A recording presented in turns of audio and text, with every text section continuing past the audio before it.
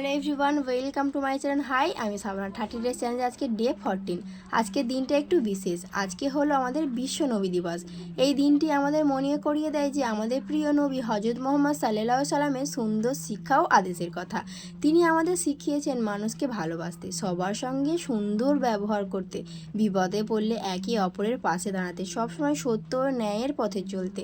তাই আজকের এই বিশেষ দিনে নিজেদের জন্য বেশি কিছু চাইবো না, শুধু চাইবো আল্লাহ আমাদের সবাইকে ভালো রাখুক এবং ভালো মনের মানুষ হওয়ার তৌফিক দান করুক। আমাদের ছোট ছোট ভালো কথাগুলো যেন কারোর মুখে কষ্ট এবং মনের কষ্ট না হয়ে ওঠে। আমাদের কথাগুলো শুনে যেন সবাই ভালোভাবে ভালো কাজ করার তৌফিক দান করে আল্লাহ সবাইকে। সবাই এই বিশ্ব নবী দিবসের দিনে ভালো থেকো। সকলকে বিশ্ব নবী দিবসের অনেক অনেক শুভেচ্ছা।